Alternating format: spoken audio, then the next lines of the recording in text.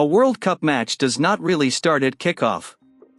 It starts when a fan tries to get there.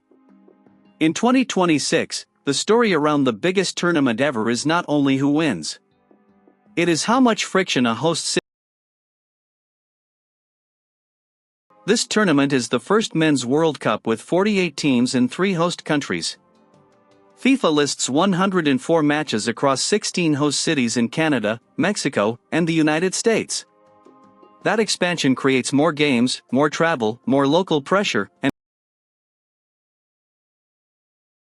3 host countries sounds like a celebration of scale.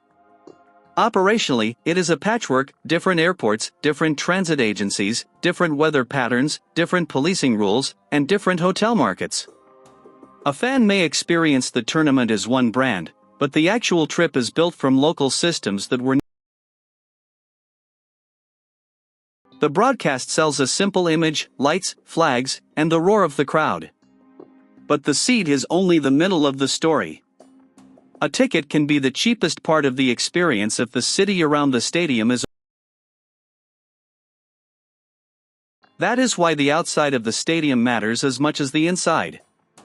The concourse, the walkways, the queue, the shuttle stop, and the road outside the venue become part of the product. If those pieces feel smooth, the event feels premium. If they feel improvised, FIFA added a $60 supporter entry tier for every match, including the final. That headline sounds accessible. But a tiny entry tier does not erase the larger price ladder: hotel demand, flights, food, and the transport charge that The New York-New Jersey final is the cleanest example of the hidden receipt. Official guidance pushes most spectators through transit, with trains connecting through Secaucus before the stadium leg. That is not just a direction on a map. The official New York-New Jersey guidance says general spectator parking is not available on stadium property. That turns the travel plan into a controlled funnel. A funnel can be efficient when everyone understands it early. It becomes expensive and stressful when people. CBS New York and local coverage reported a $98 round-trip train option from New York Penn Station for World Cup matches. Shuttle buses were listed around $20 in advance. The gap turns. This is the part that affects real viewers. The train may be direct but pricey. The shuttle may be cheaper but depends on where you start. Rideshare may feel convenient until the pickup is off property and the surge pricing hits. The fan is not just buying a match. The fan is choosing.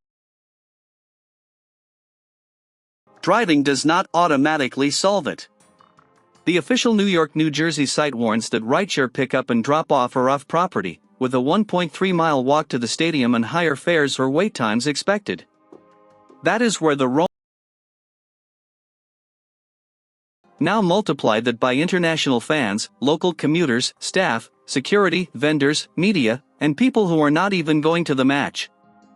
A mega event does not only use a stadium. That borrowed city is where the public argument begins. Supporters see visitors, spending, pride, and global attention.